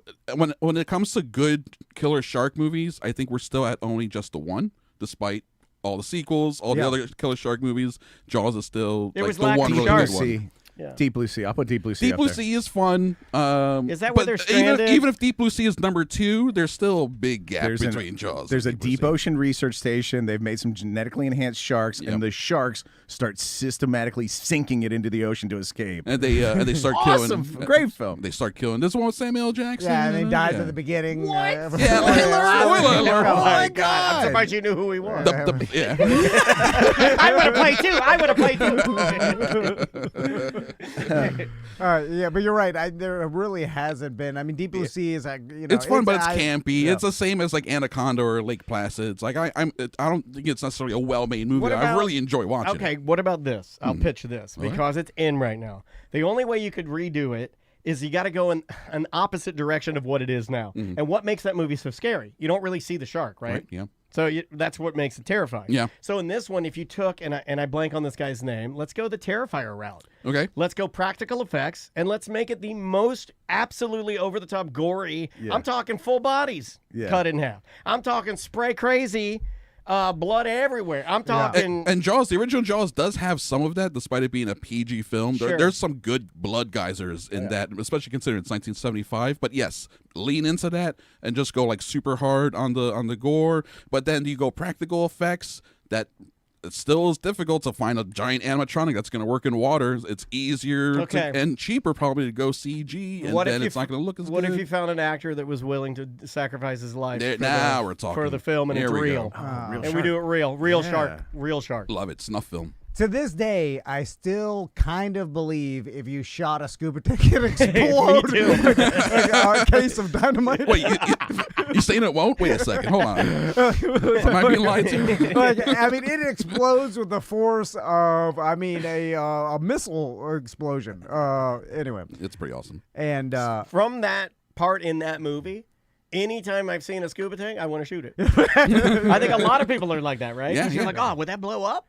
Yeah. Also, it's funny because Crystal tells me like she with her cousins like watched Jaws when she was like 6 years old or something. Like, dude, your wife watched the because she had older cousins, and that's why you just get traumatized by all these movies. I don't know, like 6 years. I don't know, whenever it came out, as you young, like way too young, and they're watching it on a boat. Like in the Bahamas. Oh, even or something. better. Even better. The only thing worse than that, watching it on a shark. From inside a shark. And just riding that, like the tube, the banana, the ride on, that.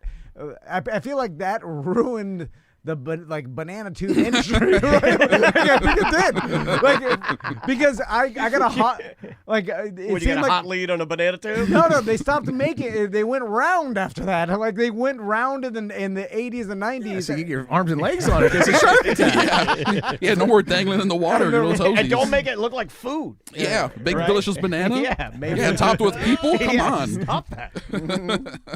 So, I'll mention that I watched over the weekend that Netflix documentary that Daniel was talking about on the Friday show about the catfish, the mom and the kid. Yeah. I've heard about this. Did you agree with me that the text messages this woman was sending were the most graphic things? Like she was just way too far. Wow. It made me sad at the end, and it didn't make me like, sometimes even murders like documentaries are put together in a way that sometimes you're not sad at the end, even though someone was murdered. But you get off on murder. We get it. But this one, he's the racist murderer guy.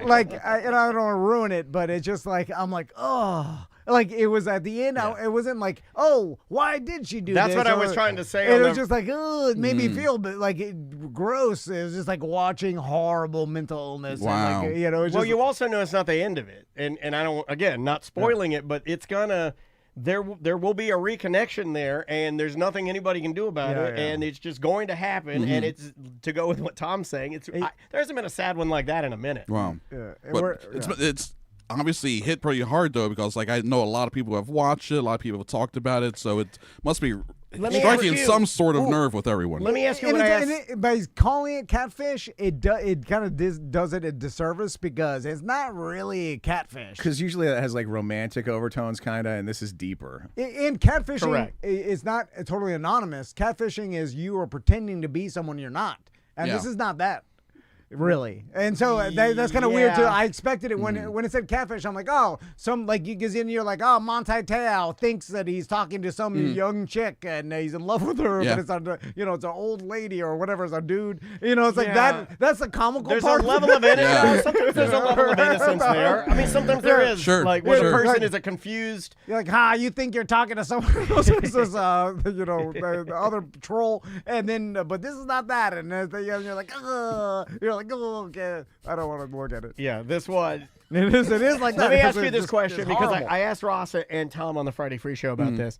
Have you seen what we're referencing? I haven't seen it, but I know about it. I know the reveal and everything. They use the actual kids in the documentary. In the reenactments. Are you guys talking about that? And did you agree makes with it better. It makes it better, but it does make it. It's also a little weirder. kind of icky though, right? It's a little icky. You're making them recreate their trauma. I guess maybe, but that's some form of therapy for some people. I felt a little confused up front, when I was watching it. I'm like, oh, is that the real people? And then it kind of sucked you in, but it also gave me, it kind of made me uneasy. But it also made maybe me. that was the intent. It made me realize that it wasn't that bad. And If it's just they some can text. choose to do Yeah, that. Yeah. You know what I'm saying? Interesting. Like, at the end of the day, it's just some texts.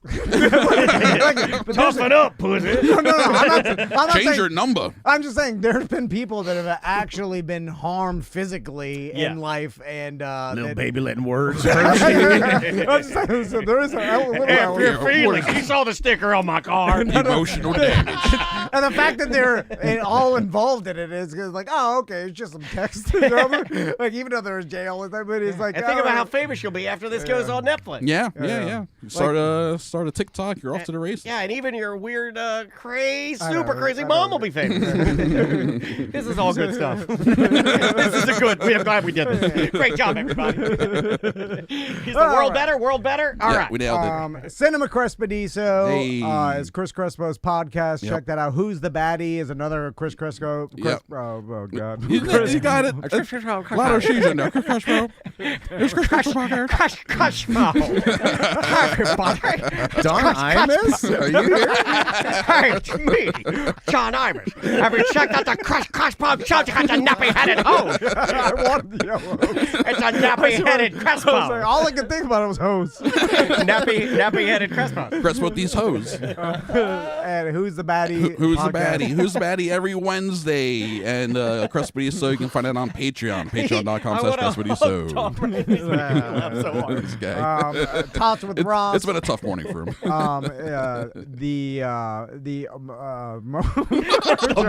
The jammer wants to know why you're going. Are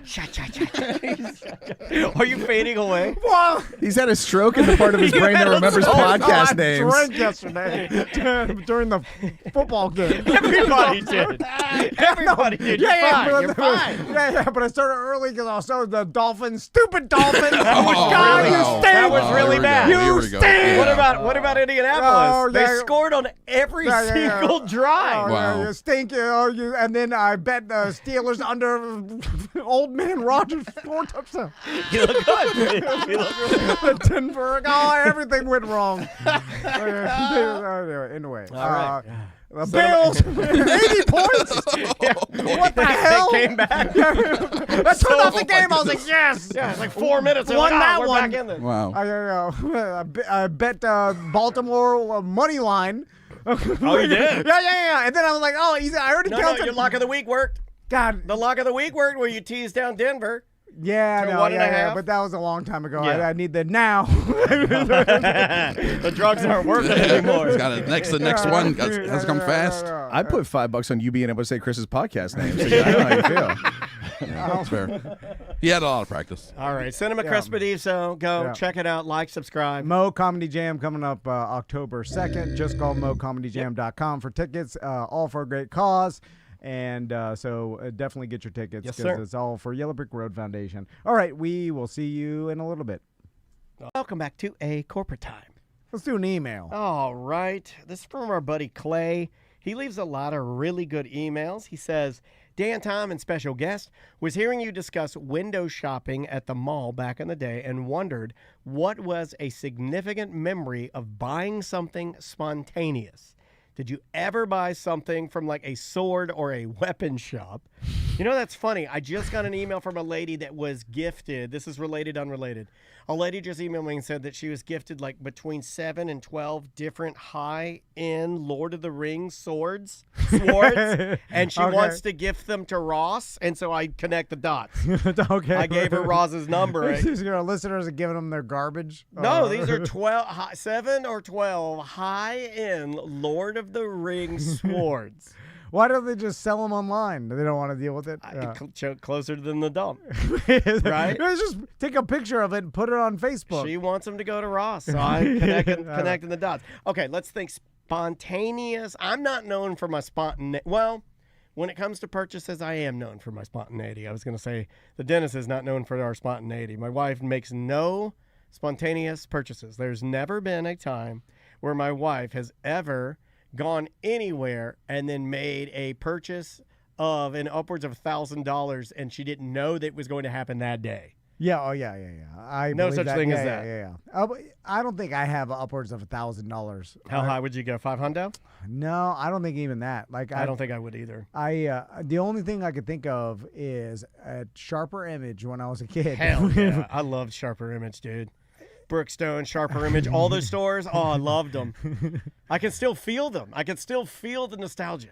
They had, and this is in the 90s, so this is before they mass produced these in every toy store or whatever.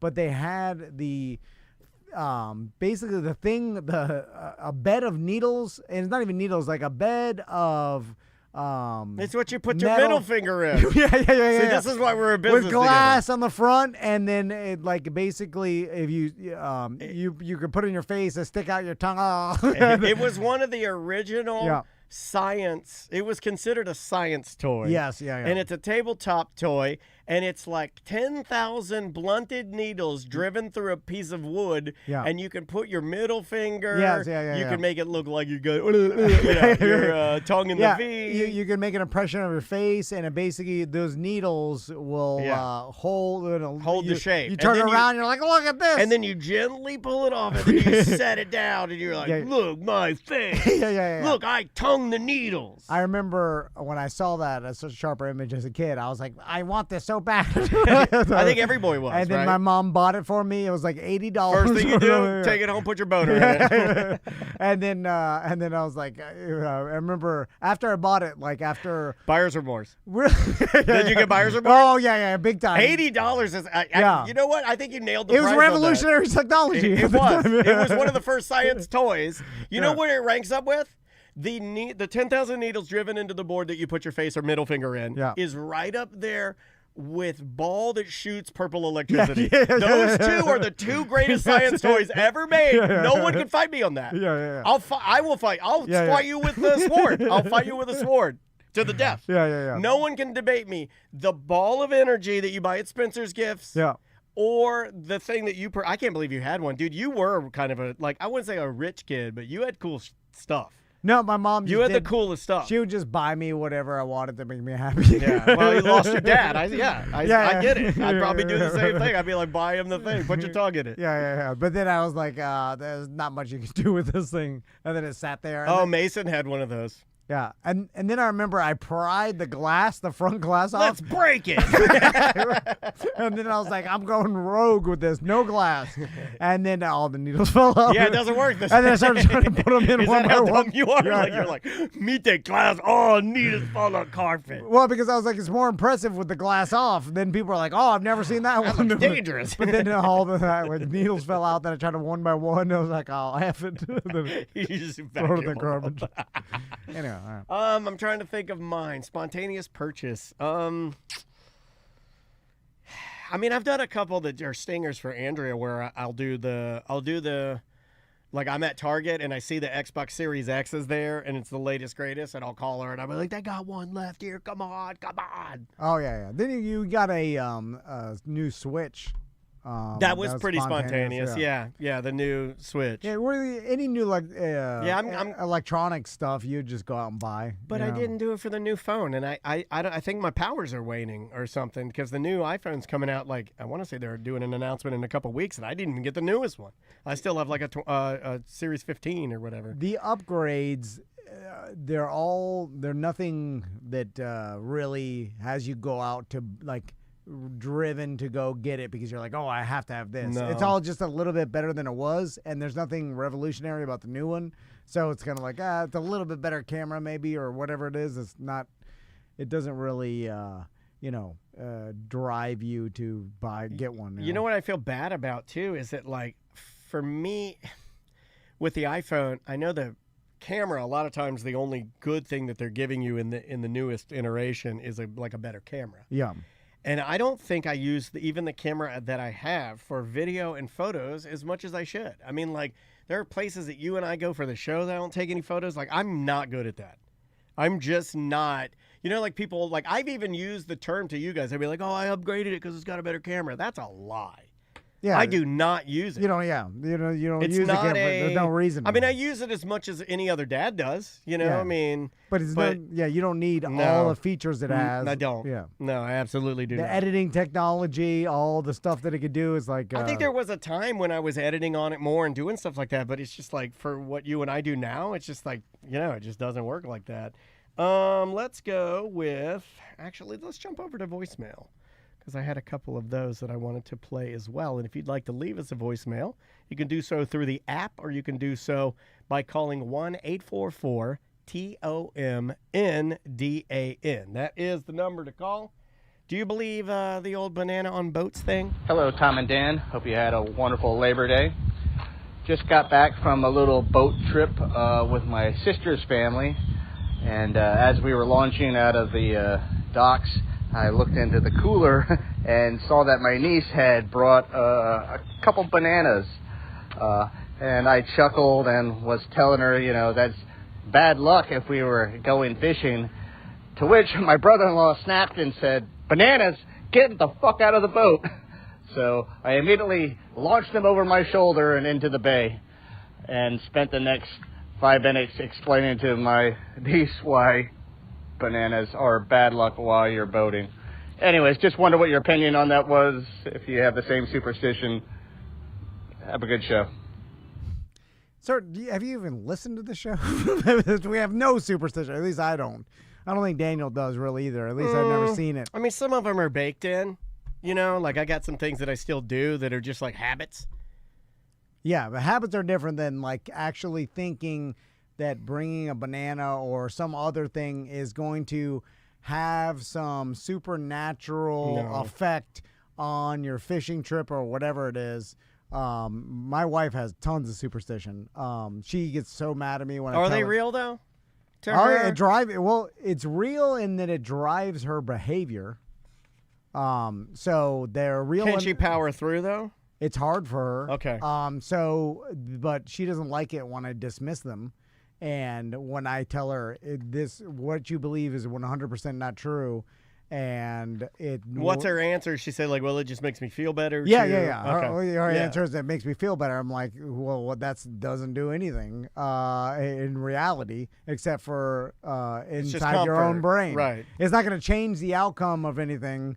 It's like winning the lottery or whatever. It's just like it's like, oh, there's a good luck, bad luck. Yeah, hop on one foot, use the lucky numbers. I stepped on a crack or break this your is mama's bad. back. Yeah. All this stuff is nonsense. And then she says that I have no joy in life and that I live my life horribly. Well, you have joy. I think it's just different joy, right? Like I think I the get joy out of telling people that but their the superstitions are stupid. Because it's not that I get joy in it. It's almost disbelief that they still buy into it, even though they'll tell me like, I know it's stupid. Yeah, but that's what I think. I don't think they're truly buying into it. I think it's more. That's why I meant by me. Like a lot of them, it's almost just like it's like muscle memory. It's just like I'm going through the motions of some sort.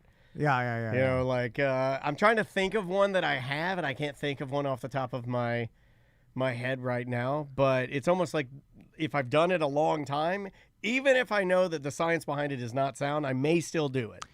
Here, I have one that for years, I wouldn't say bless you to anybody, right? Yeah, I do that with you, but I've stopped doing it now. Yeah. Because and people that did it to me especially when I was a younger man, I'd be like, what do you think? A demon's going to fly out of my nose? See, I don't believe that. To me, it was always just being polite. A courtesy, yeah. It has nothing to do with demons. But it's a weird courtesy. It's to say bless you because of the whole origin of it. Anyway, I was just mainly being a D-head, which also I like doing. Yeah. I didn't know that. I don't really like it. That seems like a newer thing, you leaning into the D-head thing. Well, that's when I got older. You can see it more. Yeah. I was just like, I'm going to say bless you, stupid. And make people feel uncomfortable for doing something nice. So for a long time, I never said it with my wife's sneeze. I still don't because I think it's more for but now I say it with my kids' sneeze. Because like the kids will sneeze in the car, and then I'll say bless you, and it'll be like, oh, thank you. They'll appreciate it. Yeah. And that changed. I was like, oh, well, I like that you appreciate something I said even though it's stupid that I said it, so I'm just gonna say it to you. It'll be our little secret. You know, like I won't say it to your mom. That makes you extra crazy. Yeah, that's wild level. No, because now what I'm getting out of this transaction is It just means you live your life very selfishly. not really. Well, you're stomping on everybody else. Like, what if I like getting you know, when I say bless you, why would you want to stop the enjoyment that I get out of doing a courtesy for you? Well, You said you like being a dickhead, which would prove to me that your decision to do that would be a selfish decision. Here's the flaw: is that I don't have any appreciation that you said bless you. I get mad and say stop saying that. Right. And so you should stop saying it. My sons have appreciation that I say bless you, so that's my motivation to say bless you. Okay. So you shouldn't. If you said it to me, That's I don't appreciate way too complicated for me to care about it. Like, way too complicated for me to care about it. Everything. Yeah, that is just wildly confusing. Let's do this one right here. Have you ever had, okay, Tom and Dan, what has been your most successful crash course learning session? I'm currently doing some crash course history lessons in 1920s and masquerade parties for an upcoming themed party. Hope, and then he says, this was in regards to your hitch. Hope your crash course on your car Reese hitch assembly works out good.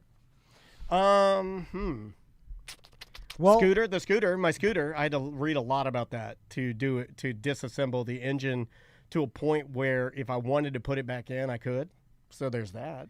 Yeah, I mean, it's kind of hard. Everything that I go to do, I always YouTube it first and then just follow the instructions of the person that's teaching me how to do it. So like any project, anything, I'm like, it's on the internet step by step, you know, usually. This kit wasn't, and that kind of sucks. But that's a very one-off. Yeah. I did find one guy, but his videos uncommon. are terrible. Yeah. You know, it's like it was there, but his videos were like really, really poor, and it kind of made me feel like I wish I'd done a better job so I could help people. You know, like kind of be my Gesundheit. I made this joke before. Like my sons have 90cc Kawasaki four-wheelers, right? And I was like, oh, like I could figure out eventually how to change the oil, but I'm like, YouTube knows. And then there was like 9-year-old girl that did a YouTube video. Yeah, you told me about that this. taught me how to change oil. So I'm like just watching this 9-year-old girl. Like there's check this. There's a little filter that comes out of the bottom that catch metal shavings or whatever. That you take that out, make sure that's clean. Yeah, clean it out. And then it's step by step. It told me how to do it. There was a YouTube video of changing my boat motor oil, my old boat, that I watched the same old man, and like I'd go through the steps. I do it once a year. And but it's a tremendous resource that is insane. We live in a world where everything can be explained step by step to you. Have your boys, like, has that light bulb gone off where they're like doing something and they're like, oh, let me look this up? Have they found some things like, oh, we're building a fort or we're coloring something, we want to look this up? Tommy's done it with his homework. Yeah. Like his homework, he's like stuck on something. He's like, I need to Google this.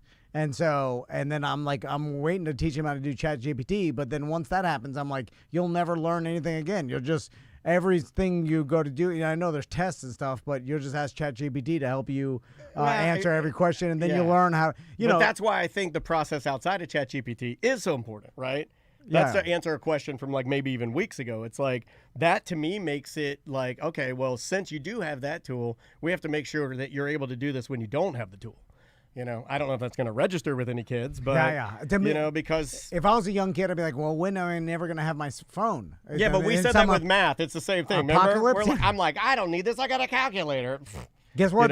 In my son's math class, calculator only. Oh, yeah, you're allowed to have them. We were too. Yeah, and now I was allowed to have a calculator in my math class. Yeah, they're teaching the kids. And then I'm like, well, don't you want to learn how to do it by hand? And Tommy's like, guess not. No, we didn't. We had the sine and cosine button right on the fancy calculator. And I never learned how to do it. So then I'm like, I guess, unless you end up in an apocalypse where you don't have your phone next to you, I guess you will always have some resource to go to. Or what if that is the apocalypse? Just not having your phone near you.